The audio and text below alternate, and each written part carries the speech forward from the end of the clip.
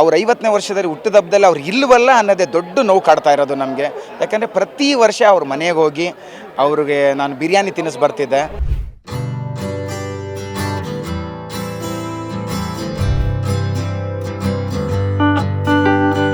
ಅವರು ತುಂಬ choosy madam. ಅವರು ನಾಟಿ ಸ್ಟೈಲ್ ಅಡುಗೆಗಳು, ಅದು ಫುಟ್ಪಾತಲ್ಲಾದರೂ ಇರಲಿ, ಅದು ಎಲ್ಲೇ 5 ಸ್ಟಾರ್ ಇರಲಿ, ಅವ್ರು ಯಾವುದನ್ನು ನೋಡ್ತಿರ್ಲಿಲ್ಲ. ಅವರು ಚೆನ್ನಾಗಿದೆಯಾ ಅಡುಗೆ, ಫುಟ್ಪಾತಲ್ಲಿ ನಿಂತ್ಕೊಂಡು ತಿನ್ಕೊಂಡು ಬಿಡ್ತಾಯಿದ್ರು.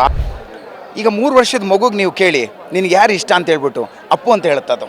ಸರ್, ಅಪ್ಪು ಸರ್ ಅವರ 50ನೇ ವರ್ಷದ ಬರ್ತ್ಡೇ ಇದು. ಸೊ ಆಲ್ಮೋಸ್ಟ್ ನಿಮ್ಗೆ ಸಾಕಷ್ಟು ಒಡನಾಟ ಇರುತ್ತೆ ಅವ್ರ ಜೊತೆ.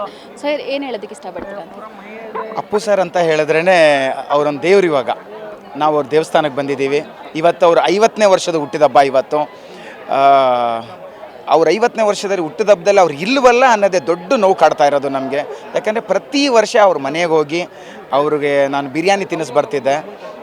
ಆ ಮನೆ ಹೇಗೆ ಅಂತ ಹೇಳಿದ್ರೆ ನಮ್ಮ ಮನೆ ಥರ. ಅಲ್ಲಿ ಯಾರೂ ನಮ್ಮನ್ನು ತಡೀತಿರಲಿಲ್ಲ ಯಾವತ್ತು ಹೋದ್ರೂ.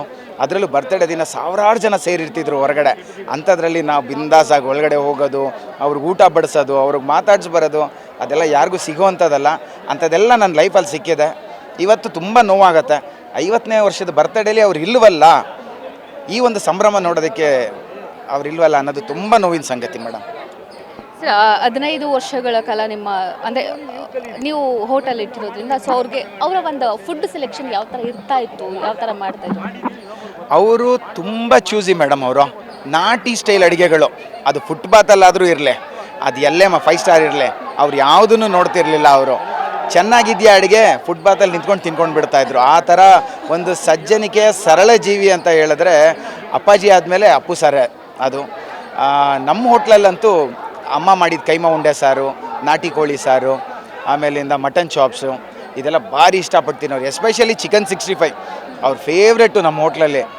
ಇದೆಲ್ಲ ಹೆಂಗೆ ಮಾಡ್ತೀರಿ, ನನಗೊಂದು ಸಲ ಹೇಳ್ಕೊಡಿ ಅಂತೆಲ್ಲ ಹೇಳಿದರು. ಆಮೇಲೆ ಇನ್ನೂ ಒಂದು ಹೇಳಿದರು ಒಂದು ಮಾತು, ಅದು ಇವತ್ತು ತುಂಬ ನೋವಾಗುತ್ತೆ.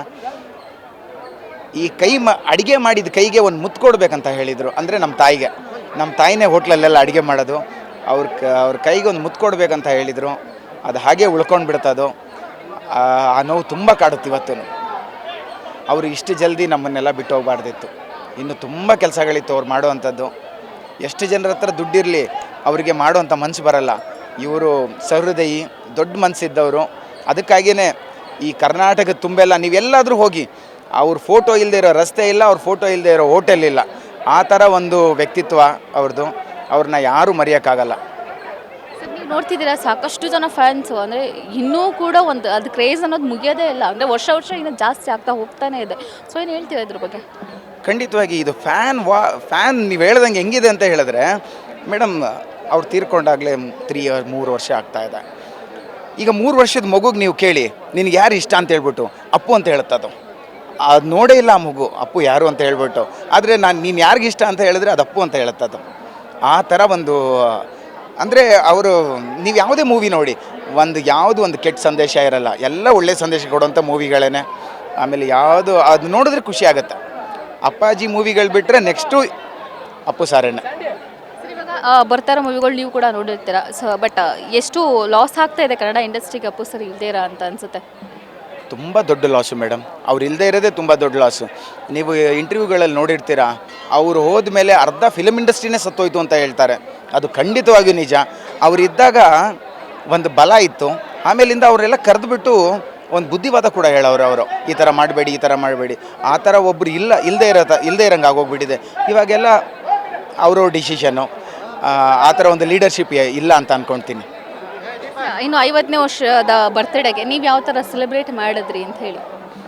50ನೇ ವರ್ಷದ ಬರ್ತಡೇ ಇವತ್ತು ಸೋಮವಾರ ಆಗಿರೋದ್ರಿಂದ ನಾವು ಏನು ಮಾಡೋಕ್ಕಾಗಿಲ್ಲ.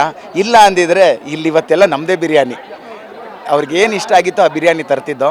ಇವತ್ತು ಸೋಮವಾರ ಆಗಿರೋದ್ರಿಂದ ಇಲ್ಲ, ಮತ್ತೆ ಇನ್ನೊಂದು ದಿನ ಬರ್ತೀವಿ, ಎಲ್ಲ ಅಭಿಮಾನಿಗಳಿಗೂ ಹಂಚೋಗ್ತೀವಿ. Thank you sir. Thank you madam. Sweet plus Karnataka.